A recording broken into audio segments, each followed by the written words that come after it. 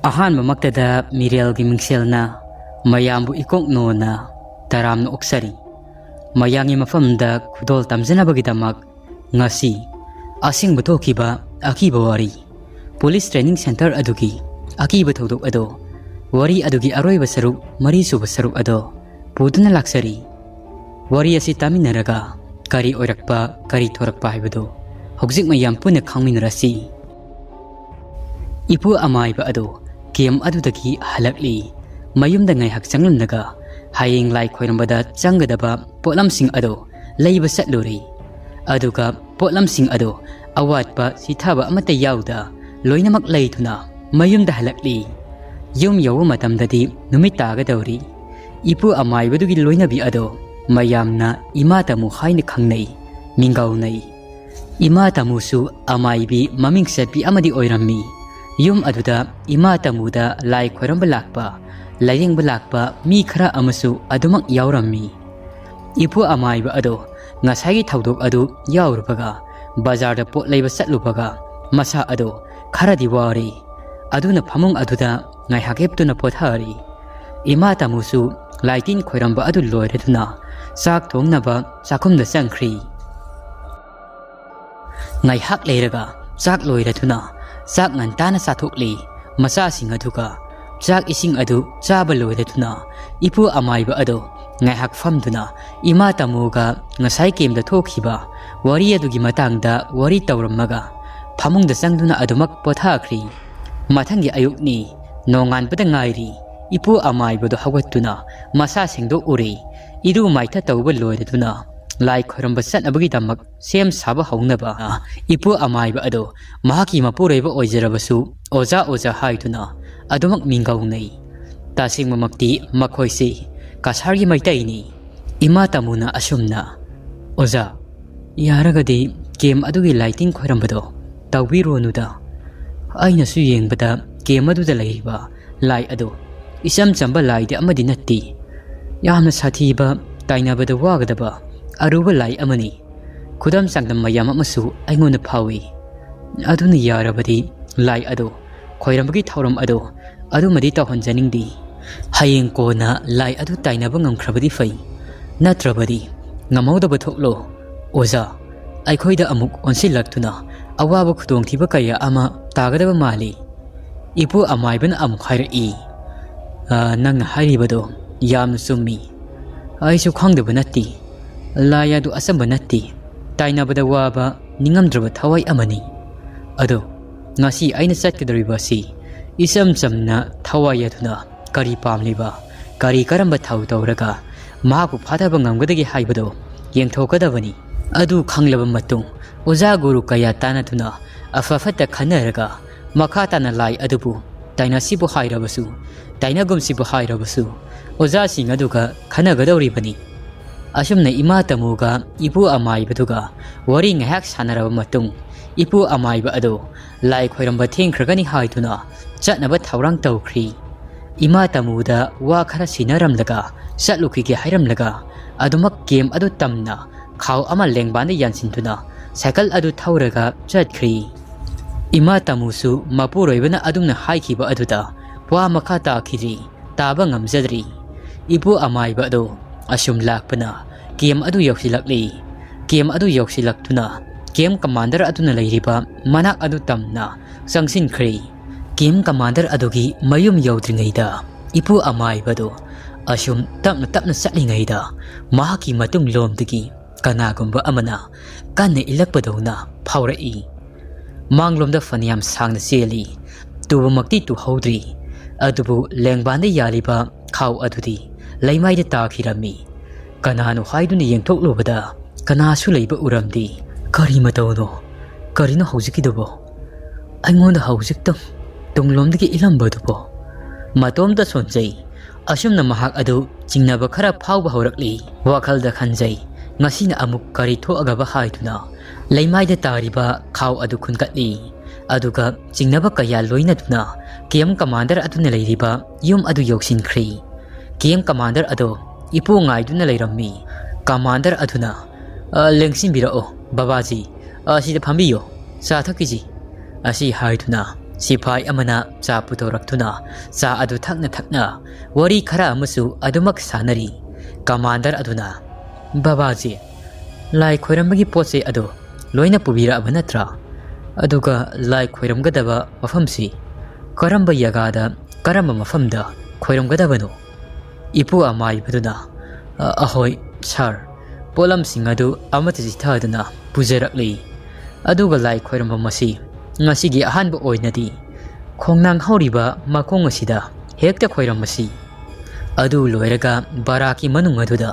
thauram macha amaga pangthoksi adu loirabadi kari tauba yabage haibado amuk khanarasi asumna wari ngahak sanaraba matung sa thakpa adu so loisiladuna ipu amai baduna adudi ibungo lai khoiramna ba tawrasido khongnang hauriba sida hekta satlasi khoiramna ba tawrasi asumna haituna khongnang hauriba maikei adu tamna commander aduga sipai mari manga amaga loinaduna makhoi pune lakminari khongnang pambi hauriba mafam adu yausilakli mafam adu yauratuna ipu amai baduna lai khoiram pham mafam adu khongnang makhong adugi karamba yagada tawsigi haituna haipet yengi asumna yenglingai dani khara saurap tawba khongnang pambi adugi masa akangba ama ipu amai badogi mamang maktada pop launa kelaga tarai ipu amai ba adu khangpre khangi aduga lakminari ba atay adusu khangpre khangnai adupu asok apandi karisu yauna khidi nungsit adusu khara asumak kan sitlibani matam ado una wana akangba kaya amasu khongnang pambi hauriba adomda nungsit adugi maikei kaya dagi humjilai ipu amai bado saung khara amadi masada phaurak lami adubu kari gumbada kari thokadra haibasi jingnaba kaya amasu phauri mahagi khawadu di yauriba seng thoiding khara lautho aga masiladuda leiwa khara son tuna khongnang pambi adugi akoibada seng thoiding ado saithokli aduga khongnang hauriba makhong adwai gi jaga amada lai khoiramna ba haituna jaga matek ama sengdokli sitlamba nungsit adusu tapna asumak niam thakri ipu amai ba adu lai khoiramagi haituna mafam maduda pham thakri aduga changadaba potlamsing adu khaw adudagi mathang puthokthuna thammi potlamsing adu sem saba loiratuna ipu amai ba adu lai khoiramba lai tainaba horakli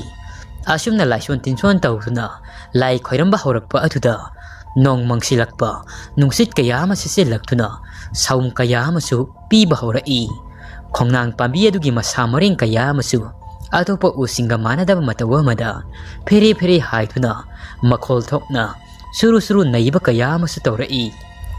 ipu amaiba adusu mamit sejena usentuna masilladuda laison tinson kaya leptuna sonduna lei lai adubu kanna tainari asumna lai adu tainarakpa aduda asamba lai amadi nattabanina ipu amaiba adu masa pumba adu chokthaba henkalai aduga usilamba mamit adusu mapi sadum taba horakli lai adu tainarakpana loisilamdai aduaida khongnang pambi adugi makhong adudagi unawana kayaga loina tuna senthokhiba paithokhiba gumna tawki thalamba candle sing adusu nungsit adugi saum maduna loinamak mutkhirami mafam aduda laiba sipai sing adusu tawriba mawong aduda akiba tozungba angakpa kaya amasu phaunarami ngai haki matung ipu amaiba ado mamit tapna pangthorai aduga chotliba mamit ani ado taithokli candle sing adusu amuk sukhattuna aroiba oina laison khara solaga lai khoiramba ado loisinaba tawrammi mikuk kharagi matungdani ipu amaiba aduna laimaida pakthaduna makhut ani lonathuna khoirambaga hawalai amaiba aduna sipai sing aduda asumna hairai nakhoi miyamsu mafum asida amuktang khoirambiro aduga mafum asigi lai khoiramba simadi matang si loisilasi laiba sipai sing adu mathang sangthuna khoiramba hawrai matang aduaidani ipu amaiba aduna sipai khara mathang pakthaduna lai khoiramdaba sing aduda haifet yengubada kem commander ado yagu uramde ipu adu akoiba aduda koyeng yingai nakandaga leibra haiduna adubu uba fangkhidri leiriba sipai sing aduda hangbudasu makoisu khanghaudri karomda satkibano mahakna mamangda leibani aikhoina tung oirapna leptuna leibani ado magi kadaga salamgadra asi haiduna hainari asumna hairakpa aduda ipu amaibadusu masagi kadaga salamgadra mali asumna hairakpa aduda ipu amaibadusu game commander ado masagi kadaga salamgadaba mali haiduna sipai sing aduda satlasi lao mahaki kada lairamba yai mahaki manakta satlasi lao haiduna makoi punna commander aduna laiba yum aduda la ammi adupu mahaki ka adudadi kanasu laiba uramdi sipai ama aniduna yum adugi manung aduda lairiba ka aduda sang duna sar kauduna thirammi aduga lairiba bathroom toilet adudasu laibra haiduna yengbadasu laiba uramdi yum adudagi makoi punna thoraktuna atopa laiba sipai sing aduda sarbu ukhibra hangbadasu kanasu ui haiba yaukhaidri mayam adu angakpadi phaunarammi karinoni hauchik uhaidani aikhoi punna laiminarambado karomda laikhrabajatno asi haiduna sipai sing adu koisen chentuna atopa barak sing aduda changsin duna sar kautuna koithi thiba horakli phangba kauba leitraba aduda gate aduda sentry tariba sipai aduda sarga mapalumda thokibra hangai sentry aduna sari mapanda ngasigi tholaktri hairi mayam adu kari matauno karaidabu lairamgadabano karomda satkrabano haiduna angakpap kaya amadi phaunarammi commander adu thiba khangdraba aduda mayam adu ngaihakti koirang langnarami ngaihaki matungdani sipai nupa amana kanna laurakpagi khonjel amatarai mayam adu tariba khonjel adu karomdagi no haiduna yengthok lobada sipai nupa amana nupi adubu faduna thamkhiba mi leitraba barak adugi manakta ipa pakhatna aikhoi sardo asida leiri asi haiduna laurai adudagi ipu amaiba madi sipai singado mafam maduda khonglei tuna senselli aduga yum aduda sangduna yenglubada game commander ado yum adugi toilet amagi manungda makut ani aduna mangak sametuna mamit laukthokthuna matin oro tari mare adu sangna tingthokthuna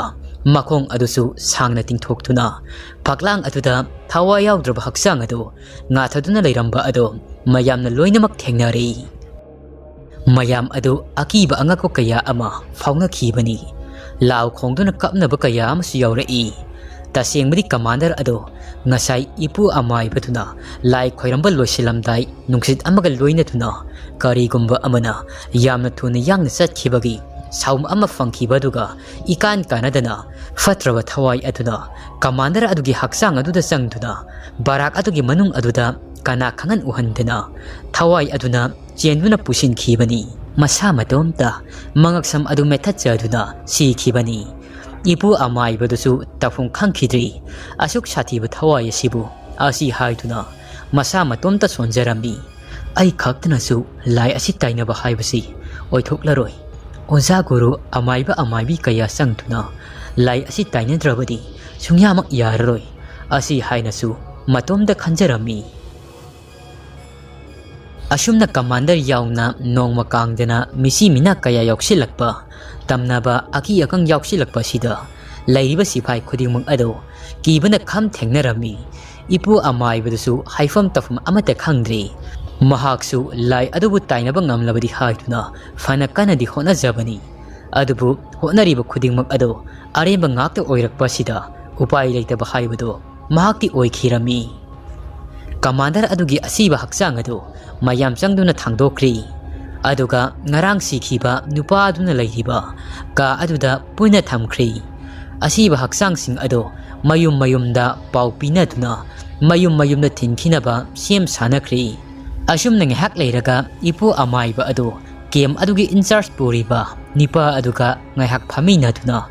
adopa wa ahenba karisu hairamdana ngasigidi chasarukhigi aduga hayeng amuk laagi kari tawba yabage haibado tanarasi asi hairamlaga ipu amaiba ado yumda halakhi ipu amaiba adusu makha tana game aduda chathidri ima tamuna chatluranu haina ꯊꯤꯡꯈꯤꯕ ꯑꯗꯨꯗꯒꯤ ꯑꯁꯨꯝꯅ ꯅꯣꯡꯃ ꯍꯧꯈꯤꯕꯅ ꯀꯦꯝ ꯑꯗꯨꯗꯁꯨ ꯅꯨꯡꯇꯤꯒꯤ ꯇꯝꯅꯕ ꯑꯀꯤ ꯑꯈꯪ ꯐꯥꯎꯍꯟꯕ ꯃꯔꯛꯇ ꯁꯤꯐꯥꯏ ꯀꯌꯥꯁꯨ ꯉꯥꯎ ꯐꯩꯗꯨꯅ ꯆꯠꯄ ꯌꯥꯎꯁꯤꯜꯂꯛꯄ ꯑꯗꯨꯗ ꯃꯊꯪ ꯃꯤꯁꯤ ꯃꯤꯅꯥ ꯀꯌꯥ ꯑꯃ ꯌꯥꯎꯁꯤꯜꯂꯛꯈꯤꯕꯅꯤ꯫ ꯅꯨꯃꯤꯠ ꯈꯨꯗꯤꯡ ꯅꯨꯃꯤꯗꯥꯡꯒꯤ ꯃꯇꯝꯗ ꯉꯥꯏꯍꯥꯛ ꯂꯩꯇꯅ ꯀꯦꯝ ꯃꯅꯨꯡ ꯑꯗꯨꯗ ꯅꯣꯡꯃꯩ ꯀꯥꯞꯊꯣꯛꯄꯒꯤ ꯃꯈꯣꯜ ꯀꯌꯥ ꯑꯃꯁꯨ ꯊꯪꯅꯕꯗ ꯂꯩꯔꯤꯕ ꯈꯨꯟꯖꯥꯁꯤꯡ ꯑꯗꯨꯅ ꯇꯣꯏꯅ ꯇꯥꯅꯈꯤꯕꯅꯤ꯫ ꯊꯥ ꯑꯃ ꯑꯅꯤ ꯂꯩꯔꯕ ꯃꯇꯨꯡ ꯀꯦꯝ ꯑꯗꯨꯗ ꯃꯤꯁꯤ ꯃꯤꯅꯥ ꯀꯌꯥ ꯇꯧꯔꯛꯄꯗꯒꯤ ꯀꯣꯟꯅꯊꯪꯗ ꯑꯥꯔꯃꯤꯁꯤꯡ ꯑꯗꯨ ꯀꯦꯝ ꯑꯗꯨꯗ ꯂꯩꯕ ꯉꯝꯗ꯭ꯔꯗꯨꯅ ꯀꯦꯝ ꯑꯗꯨ ꯊꯥꯗꯣꯛꯇꯨꯅ ꯃꯈꯣꯏ ꯂꯣꯏꯅꯃꯛ ꯆꯠꯈꯤꯔꯝꯃꯤ꯫ ꯃꯈꯣꯏꯅ ꯆꯠꯈ꯭ꯔꯕ ꯃꯇꯨꯡꯗ ꯈꯨꯟꯖꯥꯁꯤꯡ ꯑꯗꯨꯁꯨ ꯀꯦꯝ ꯑꯗꯨꯗ ꯀꯅꯥꯁꯨ ꯆꯪꯈꯤꯔꯝꯗꯦ, ꯆꯪꯕ ꯀꯤꯅꯔꯝꯃꯤ꯫ ꯑꯗꯨꯒ ꯀꯦꯝ ꯑꯗꯨꯁꯨ ꯃꯤ ꯂꯩꯅꯗꯕꯅ ꯃꯔꯝ ꯑꯣꯏ ꯑꯁꯨꯛꯄ ꯍꯦꯛ ꯌꯦꯡꯕꯗ ꯀꯤꯍꯪꯒꯣꯏꯅꯕ ꯃꯐꯝ ꯑꯃ ꯑꯣꯏꯔꯝꯃꯤ꯫ ꯑꯗꯨꯒ ꯁꯤꯄꯥꯏꯁꯤꯡ ꯑꯗꯨ ꯆꯠꯈ꯭ꯔꯕ ꯃꯇꯨꯡ ꯀꯦꯝ ꯑꯗꯨꯗ ꯇꯉꯥꯏ ꯐꯗꯅ ꯁꯟꯊꯤꯕ ꯆꯪꯂꯨꯕ ꯈꯨꯟꯖꯥ ꯈꯔ ꯑꯃꯗꯤ ꯑꯀꯤ ꯑꯈꯪ ꯈꯔ ꯑꯃꯗꯤ ꯑꯗꯨꯃꯛ ꯐꯥꯎꯍꯜꯂꯛꯄ ꯑꯗꯨꯒ ꯀꯦꯝ ꯑꯗꯨꯒ ꯊꯪꯅꯕꯗ ꯂꯩꯔꯤꯕ ꯂꯝꯕꯤ ꯑꯗꯨꯗ ꯅꯨꯃꯤꯗꯥꯡ ꯑꯊꯦꯡꯕꯗ ꯈꯨꯟꯖꯥꯁꯤꯡ ꯑꯗꯨ ꯆꯠꯊꯣꯛ ꯆꯠꯁꯤꯟ ꯇꯧꯕꯗ ꯁꯥꯎꯟ ꯀꯌꯥ ꯑꯃꯁꯨ ꯄꯤꯔꯛꯄ ꯇꯣꯏꯅ ꯇꯧꯔꯛꯏ꯫ ꯈꯨꯟꯖꯥꯁꯤꯡ ꯋꯥ ꯇꯥꯅꯗꯨꯅ ꯏꯄꯨ ꯑꯃꯥꯏꯕ ꯑꯃꯗꯤ ꯏꯃꯥ ꯇꯥꯃꯨ ꯌꯥꯎꯔꯒ ꯑꯇꯣꯞꯄ ꯃꯥꯏꯕ ꯃꯥꯏꯕꯤ ꯀꯌꯥ ꯇꯥꯅꯗꯨꯅ ꯃꯐꯝ ꯀꯦꯝ ꯑꯗꯨꯒꯤ ꯃꯅꯨꯡꯗ ꯂꯥꯏꯒꯤ ꯊꯧꯔꯝ ꯀꯌꯥ ꯇꯧꯗꯨꯅ ꯑꯃꯥꯏꯕꯤ ꯑꯗꯨꯅ ꯂꯩꯃꯥꯡ ꯐꯝꯗꯨꯅ ꯀꯦꯝ ꯑꯗꯨꯒꯤ ꯃꯅꯨꯡ ꯑꯗꯨꯗ ꯂꯥꯏꯁꯪ ꯑꯃ ꯁꯥꯗꯨꯅ ꯀꯠꯊꯣꯛꯄꯗꯒꯤ ꯅꯣꯡꯃꯒꯤ ꯇꯞꯅ ꯇꯝꯅꯕ ꯑꯀꯤ ꯑꯈꯪ ꯀꯌꯥ ꯑꯃ ꯄꯤꯔꯝꯕꯁꯤꯡ ꯑꯗꯨ ꯐꯈꯤꯔꯝꯃꯤ꯫ ꯆꯍꯤ 4-5 ꯂꯩꯔꯕ ꯃꯇꯨꯡꯗꯗꯤ ꯄꯨꯂꯤꯁ ꯇ꯭ꯔꯦꯅꯤꯡ ꯁꯦꯟꯇꯔ ꯑꯃ ꯃꯐꯝ ꯑꯁꯤꯗ ꯍꯥꯡꯗꯣꯔꯛꯇꯨꯅ ꯉꯁꯤ ꯑꯣꯏꯔꯤꯕ ꯐꯤꯕꯝ ꯑꯁꯤ ꯂꯥꯛꯈꯤꯕꯅꯤ ꯍꯥꯏꯗꯨꯅ ꯏꯄꯨ ꯑꯃꯥꯏꯕꯗꯨꯅ ꯑꯩꯈꯣꯏꯗ ꯂꯤꯕꯤꯔꯛꯈꯤꯕꯅꯤ꯫ ꯃꯇꯥꯡ ꯑꯁ꯭ꯋꯥꯏꯗ ꯋꯥꯔꯤ ꯑꯁꯤ ꯂꯣꯏꯁꯤꯟꯖꯔꯒꯦ꯫ ꯋꯥꯔꯤ ꯑꯁꯤꯗ ꯋꯥꯍꯩ ꯋꯥꯇꯥ ꯑꯁꯣꯏꯕ ꯑꯔꯥꯟꯕ ꯀꯌꯥ ꯌꯥꯎꯔꯕꯁꯨ ꯉꯥꯛꯄꯤꯒꯅꯤ꯫ ꯑꯗꯨꯒ ꯀꯔꯤꯒꯨꯝꯕ ꯈꯨꯗꯣꯡꯆꯥꯕ ꯐꯪꯂꯕꯗꯤ ꯇ꯭ꯔꯨ ꯁ꯭ꯇꯣꯔꯤ ꯅꯠꯇ꯭ꯔꯕꯁꯨ ꯏꯁꯥꯒꯤ ꯋꯥꯈꯜꯅ ꯁꯥꯒꯠꯆꯕ ꯑꯀꯤꯕ ꯋꯥꯔꯤ ꯀꯌꯥ ꯑꯃꯁꯨ ꯊꯥꯒꯠꯆꯔꯛꯀꯦ꯫ ꯃꯌꯥꯝꯅ ꯄꯣꯖꯤꯇꯤꯚ ꯀꯃꯦꯟꯠꯁ ꯁꯣꯏꯗꯅ ꯇꯧꯕꯤꯔꯝꯃꯨ꯫ ꯑꯃꯨꯛꯀ ꯍꯟꯅ ꯈꯣꯏꯔꯝꯖꯔꯤ꯫ ꯋꯥꯔꯤ ꯑꯁꯤꯕꯨ ꯊꯥꯕꯤꯔꯛꯄꯒꯤꯗꯃꯛ ꯕꯣꯕ ꯊꯤꯌꯥꯝꯕꯨꯁꯨ ꯍꯥꯏꯅꯤꯡꯉꯥꯏ ꯂꯩꯇꯅ ꯊꯥꯒꯠꯆꯔꯤ꯫ ꯃꯇꯨꯡ ꯇꯥꯅ ꯑꯁꯦꯡꯕ ꯊꯧꯗꯣꯛ ꯅꯠꯇ꯭ꯔꯕꯁꯨ ꯕꯥꯞꯅ ꯁꯥꯒꯠꯄꯤꯕ ꯑꯣꯏꯔꯕꯁꯨ ꯋꯥꯔꯤ ꯀꯌꯥ ꯑꯃꯁꯨ ꯏꯕꯤꯔꯛꯎ꯫